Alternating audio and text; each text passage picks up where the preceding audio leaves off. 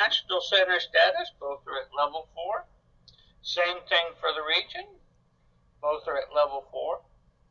All of our state EOCs are at level 4 steady state. No changes to our IMAPs.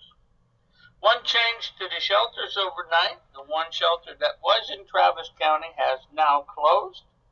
So we have no shelters open in the region. Looking at power outages this morning, we have just over 1,800 region-wide. Louisiana has 865 and Texas has 683. All the rest are less than 250. Overnight, we did see another earthquake up northwest of Oklahoma City, about 100 miles, and it was at 4.4, and no damages or injuries reported with those. Those are happening right here up in the far corner of Oklahoma, very rural area, and a lot is attributing that to disposal wells. Now we'll turn it over to Kurt to tell us all about the weather. Okay, thank you very much, Paul. And as you can see, that the current weather for today is pretty clear across the region. No significant weather impacts today. Excuse me. And we can go ahead and move to the matrix.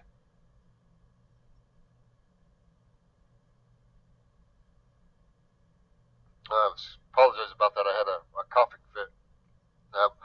If we want to go ahead to the next slide, we'll look at the matrix. Really, for the next couple of days, no significant weather for today and Wednesday. And then we have a change as the weather system across the western U.S. will start to dig through the Great Basin into the western parts of FEMA Region 6. Right now, we're looking at the possibility of some isolated severe weather, a very strong cold front that will be moving down through the plains into the Texas and Oklahoma Panhandle. Then we will have a bout of heavy rain, probably starting late on Thursday or during the day Thursday across the eastern half of the region, basically from the hill country all the way up into central and western Arkansas, with the potential for some flash flooding and some elevated water levels manifesting themselves on the rivers that have just finally got down below minor flood stage into the action stage. And then if that wasn't enough to keep you busy this weekend, or for the end of the week, we do have a winter weather potential for northeast New Mexico, the Texas-Oklahoma Panhandle into northwest Oklahoma. And right now, we're keeping that at the common threat level, the yellow threat level, just because it is very, very difficult to pinpoint the exact accumulation and how much sleet versus freezing rain versus snow is going to fall. That's really going to probably be more refined as we get within 24 hours of the event. But right now, Amarillo and Lubbock and northwest Oklahoma, those areas look to have the most likely impact from any kind of sleet or freezing rain that would fall Friday into Saturday, probably late Saturday, and then Sunday things start to clear out and we start to recover. So just be aware that that's probably the biggest concern right now is the winter weather potential and the heavy rain flooding potential over the Arklatex into Arkansas. Let's go ahead and move on to the next slide. And you can see today's precipitation, nothing significant for today. And the 5-day precipitation, really this is Thursday, Friday into early Saturday. We have the potential for getting about 7.5 inches of rainfall anywhere between northwest Arkansas to far north Texas. And that is also the reason those numbers have gone up is that we have tropical storm Sandra, which should become a hurricane in the next 24 hours in the eastern Pacific. And she is going to take a similar path that Patricia took earlier this year, moving across the northern parts of Mexico into West Texas and then eventually up through into the Ohio Valley. So you can see pretty much where that track is going to be based on that heavy rainfall potential that we have on the 5-day precipitation map.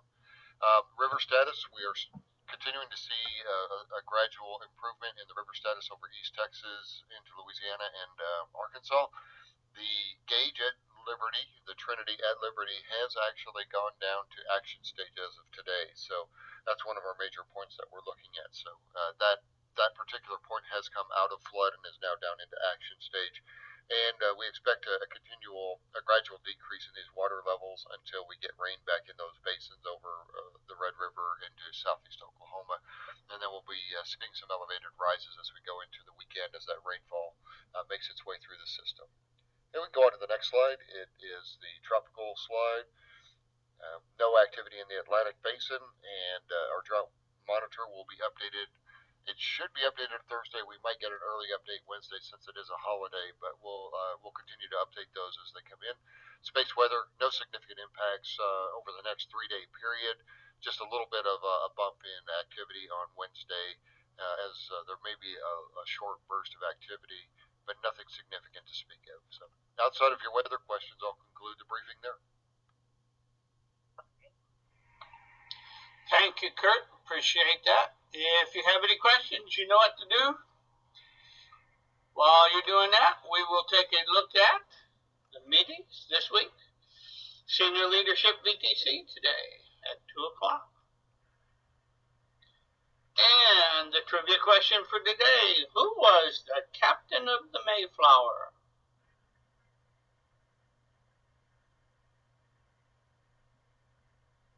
Anyone want to venture a guess on that one?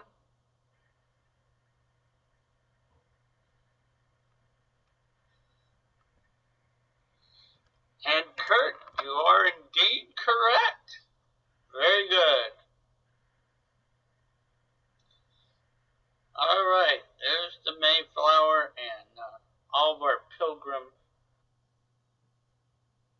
ancestors. Any other questions this morning? Aha! All right, everyone, have a great Tuesday. We'll talk to you tomorrow.